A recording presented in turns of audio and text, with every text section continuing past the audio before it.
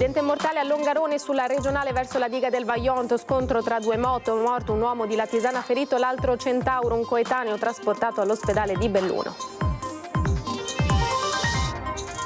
Dramma nella tarda mattinata di oggi, un parapendista tedesco di 86 anni ha perso la vita precipitando in un giardino a Romano Dezzelino poco dopo il decollo della stella alpina di Borso, non avrebbe agganciato la vela.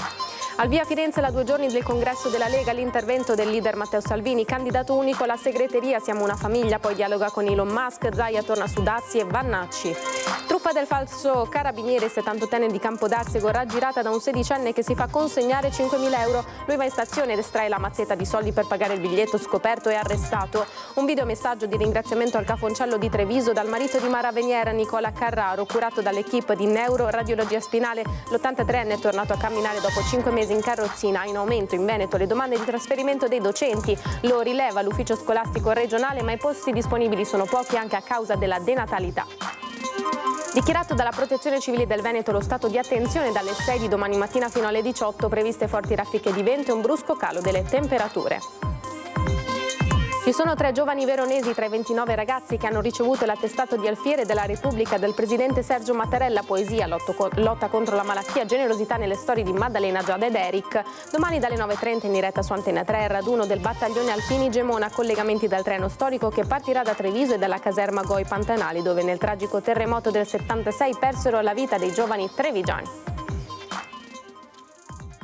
Buonasera, bentrovate e bentrovati, edizione regionale dei nostri telegiornali, subito con le notizie. La cronaca dalle strade ci porta nel Bellunese, un incidente mortale a Longarone sulla regionale in direzione Erto Casso che la vittima stava percorrendo per andare verso la diga del Vajont.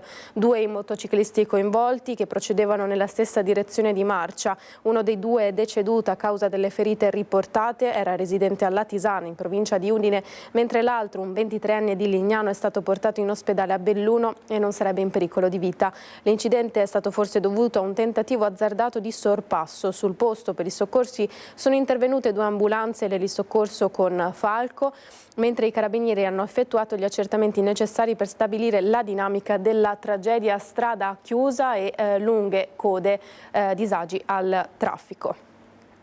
E siamo invece a Romano Dezzelino, adesso dramma nella tarda mattinata di oggi, un parapendista è morto precipitando in un giardino di una casa privata poco dopo il decollo. Tragedia sui cieli del Grappa, dove un pilota tedesco di 86 anni, Jürgen Vogt, è precipitato nel giardino di un'abitazione lungo la strada che porta in Valle Santa Felicita a Romano Dezzelino, perdendo la vita. Un volo di centinaia di metri, l'uomo esperto di volo libero era decollato poco prima dalla stella alpina all'altezza del 13° tornante in comune di Borso del Grappa. Avrebbe però commesso un errore, risultato fatale, come ci racconta Silvia Alessi, pilota e volontaria dell'associazione Volo Libero Montegrappa. Il pilota è partito con l'imbrago non chiuso, non ha chiuso i moschettoni dell'imbrago. E questo cosa comporta?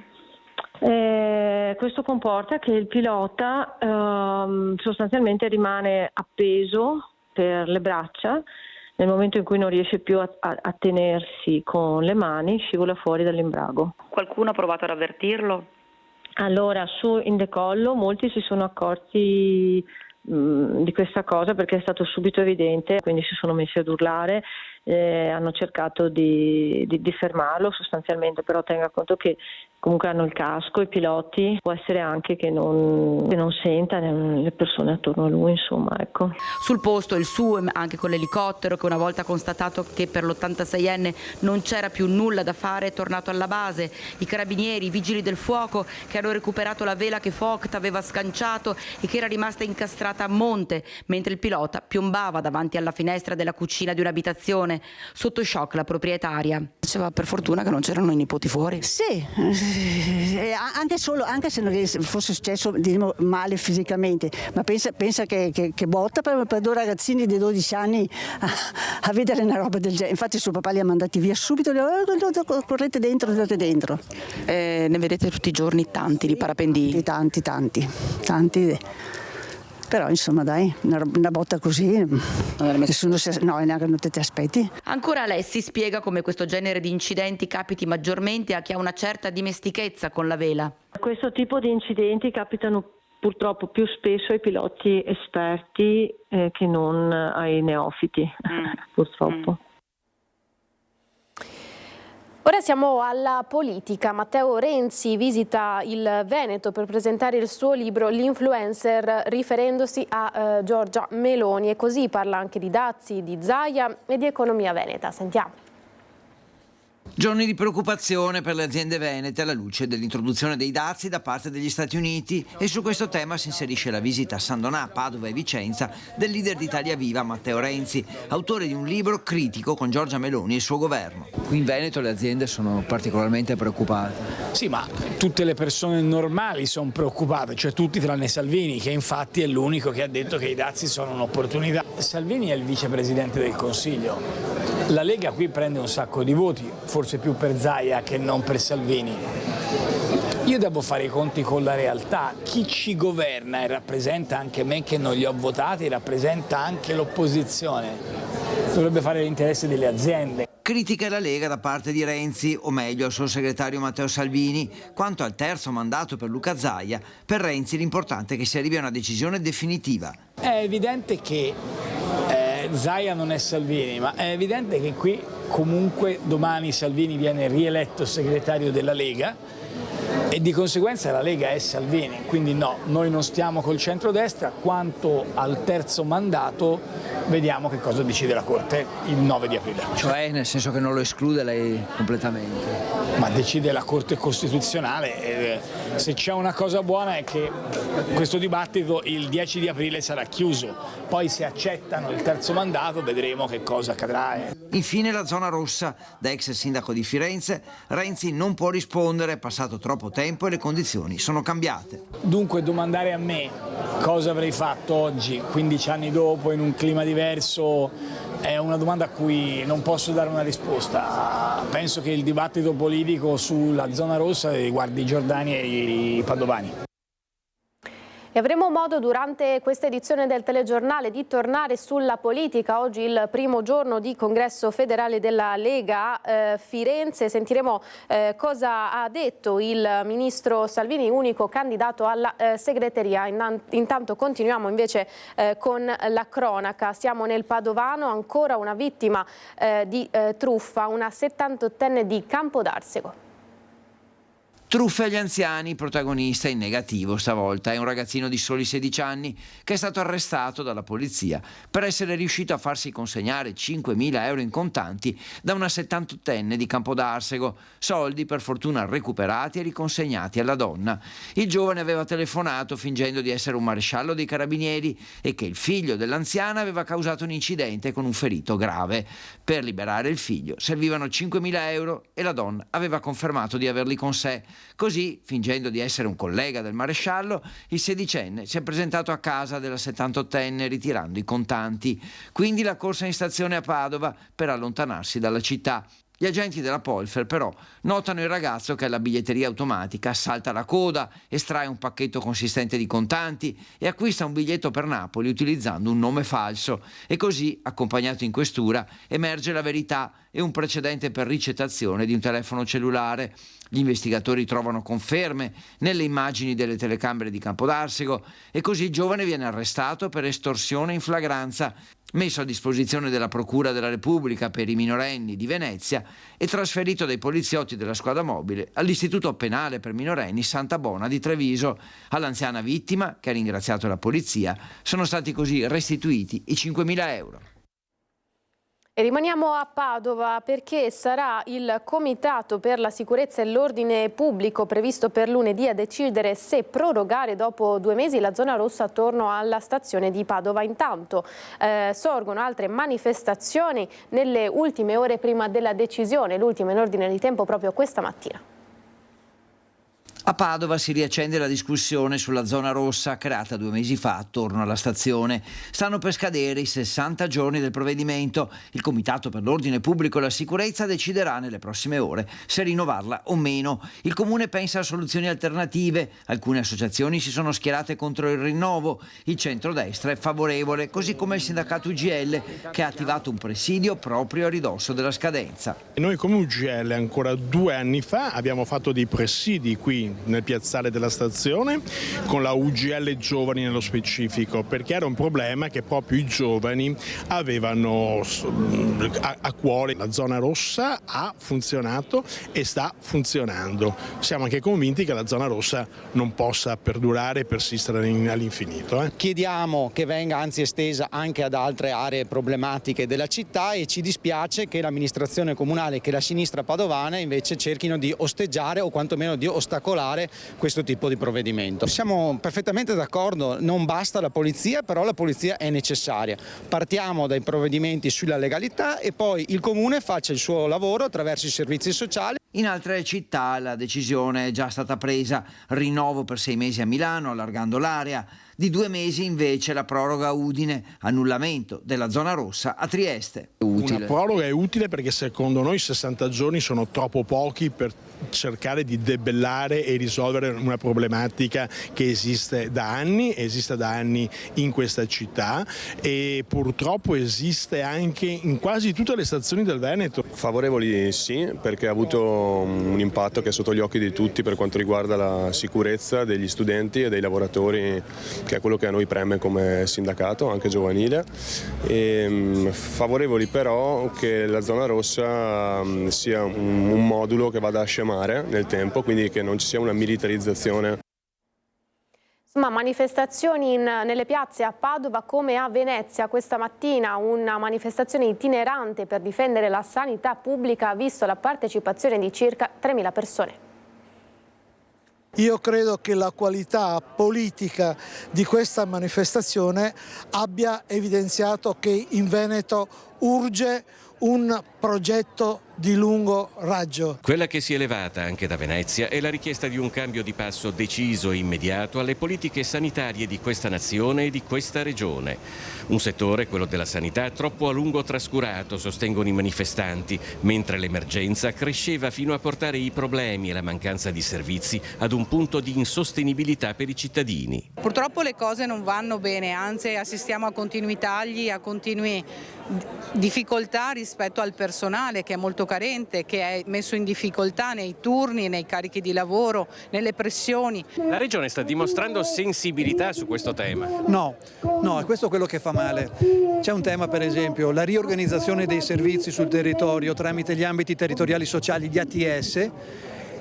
Abbiamo fatto la legge nel 2024 e ancora bisognerebbe che partissero proprio in questo mese e i sindaci stanno cercando di capire come riorganizzare questi ambiti territoriali. Prima degli interventi di fronte al piazzale della stazione ferroviaria, il corteo, composto da associazioni e comitati di tutto il Veneto, percorre le fondamenta che dividono questo tratto di Canal Grande tra Santa Croce e Cannareggio. Il tradimento di questi anni, sostengono, può essere calcolato valutando quanto sia stato disatteso l'articolo 32 della Costituzione, che tutela la salute come fondamentale diritto dell'individuo. Se noi non abbiamo una salute per tutti non c'è né equità né uguaglianza. Se tu devi fare una risonanza perché hai male a una spalla e devi aspettare mesi, come fai? Io ho prenotato la cataratta nel 2023 e me l'hanno fatta una settimana fa. Sempre più persone devono ricorrere alla sanità privata perché non hanno la possibilità di avere visite ed esami in tempi utili. Poi là appaiono diversi riferimenti a Marco Cavallo, la scultura in legno e cartapesta divenuta negli anni 70 icona della legge Basaglia sulla chiusura dei manicomi. La manifestazione infatti dedicata in particolare alla salute mentale. La Regione sta facendo troppo poco, sta spostando troppo verso il privato e sta facendo aspettare tutte le persone che soffrono di disturbi mentali con liste d'attesa troppo lunghe, con servizi che sono insufficienti, con formazione per il personale che è insufficiente. Siamo tra le ultime regioni per spesa sanitaria sulla salute mentale e questo è il tema. Se noi non mettiamo i fondi è ovvio che i servizi per la salute mentale non sono adeguati al momento storico in cui siamo. E in un videomessaggio Nicola Carraro, 83 anni, marito di Mara Veniera, ha ringraziato l'equipe medica del Cafoncello. Vediamo perché. È stato 5 mesi e adesso, sorpresa, mi alzo in piedi e cammino, poi mi rigiro Ne aveva parlato, seppur poco, attraverso i suoi canali social. Nicola Carraro, 83 anni, marito della veneziana Mara Venier, da tempo convive con gravi problemi alla schiena. Aveva raccontato fosse una combinazione tra ernia al disco e polmoni. Le visite, la fisioterapia, qualche miglioramento, ma le condizioni di Carraro venivano definite irrisolvibili. Poi la sorpresa è arrivata con un ringraziamento all'equipe medica della neuroradiologia interventistica spinale del Cafoncello di Treviso. Io ho avuto la fortuna, un po' casuale, di imbattermi nel professor Altin Staffa, che sta a Treviso, in un ospedale meraviglioso, si chiama Cafoncello, e per una serie assolutamente stravagante di circostanze mi sono trovato da questo professore che ha inquadrato il mio problema e me l'ha risolto, almeno per ora, sono quasi certo, nel giro di 10 minuti. Dal Padovano, dove sta svolgendo la riabilitazione, il video ringraziamento alle eccellenze ospedaliere del Sistema Sanitario Nazionale. Eccoci qua, allora siamo nella ridente Abano Terme e devo dire che è successa una cosa stranissima, perché sono stato 5 mesi così, senza potermi alzare, con dei dolori forti ogni volta che mi alzavo. Poi la vita è strana, perché noi sottovalutiamo le nostre eccellenze ospedaliere. Il plauso anche dal presidente della regione Zaia, che ha personalmente sentito Mara Venier. Cammino, quindi cosa è stato? Miracolo? No, non è stato un miracolo, sono state le eccellenze ospedaliere del nostro paese. Viva Treviso, molto bene, grazie. Dunque questo il messaggio da Abano Terme, mentre noi andiamo nel Trevigiano, a Trevignano precisamente, per l'appello di un pastore di appena 17 anni che rischia di dover chiudere la stalla e mandare al macello le sue capre. La mia passione sono state le capre, abbiamo sistemato la stalla, l'abbiamo arredata e ora siamo arrivati a 50 capi e stiamo per chiudere. Ha soltanto 17 anni Denis De Bortoli, ma già da 3 si occupa di un allevamento di capre nella stalla che era del nonno. Qui tra le campagne di Trevignano sono passati maiali, vacche e pure cavalli. Ora lo spettro della chiusura dopo che sono emersi problemi burocratici anche in ordine all'accatastamento dell'immobile. C'è stato un sopralluogo dai veterinari e sono stati controllati i capi e ci hanno chiamato in comune e in comune ci hanno detto che abbiamo 10 giorni per toglierli dallo stabile. E questo significa 2 cose, o venderli o mandarli al macello. Sì, è molto probabile che gli animali andranno al macello perché è difficile trovare da vendere un numero di 50 capi. Siamo molto legati tutti quanti agli animali, non ce la facciamo mandarli al macello. Questo è l'ultimo capretto nato che ha 3 giorni e dovrebbe avere un futuro qua dentro. L'appello è diretto soprattutto a Comune e ULSS, più in generale a tutte le istituzioni. Sto chiedendo alla politica di non farmi chiudere, di darmi una mano, anzi ad andare avanti. Sto chiedendo al sindaco se per favore ci può dare una mano. A guardare con orgoglio il figlio c'è il padre Franco, la sua è una considerazione amara. Il giorno d'oggi dobbiamo dare una mano ai figli, non che vadano in piazza a droga, bere, far casino. Un lavoro e una passione. Denis si occupa anche di un gregge di pecore, ora nel veneziano, diretto in Val Visdende. Mi sveglio alle -1/4 alle 5 la mattina, sistemare le capre, dar da mangiare, pulire, buttare la paglia e poi andare al lavoro alle 7. Alle 7 perché ti occupi di un gregge di pecore, di 1000 pecore. Sì, un gregge di 1000 pecore. A dargli manforte anche il fratellino Dylan, 11 anni appena, ma anche lui con le idee chiare. Mi alzo presto e gli do sempre una mano. E questa stalla non va chiusa? Secondo me no.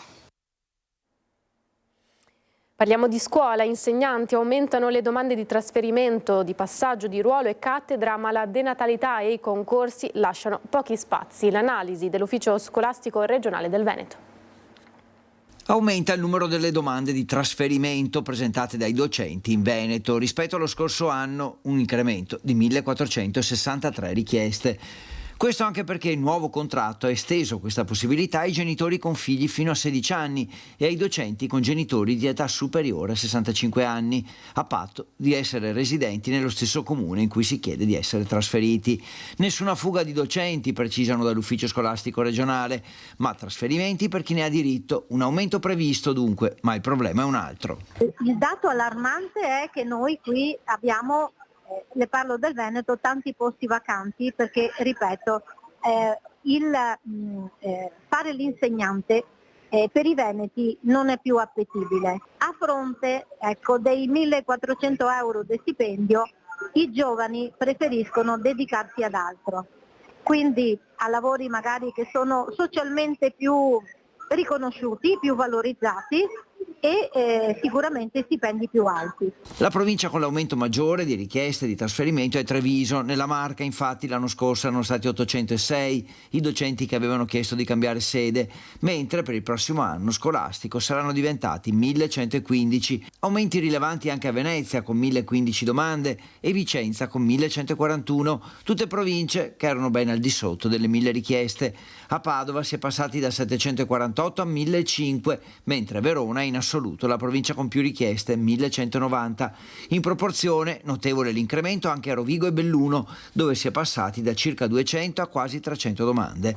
Poi non è detto che ci riescano a tornare a casa. Le regioni del sud hanno i posti pressoché saturi per molti insegnamenti. Magari ci provano ma non ci riusciranno. Qualcuno ci riuscirà, altri no. Dovranno rimanere qui. In tutte le province del Veneto c'è questo problema. Semmai la provincia più vuota è Belluno, data naturalmente dalla sua situazione di zona montana. Di certo, a causa della caduta demografica, con 9.000 alunni in meno in Veneto, le cattedre in ciascun comune diminuiranno. Abbiamo detto prima, in corso la prima giornata della 2 giorni del congresso federale della Lega che nel pomeriggio ha visto sul palco il segretario regionale Stefani. Ci sono dichiarazioni importanti anche di Zaia su Vannacci e sul suo futuro politico. Il segretario Salvini, unico candidato al momento alla segreteria, ha detto dal palco: siamo una famiglia.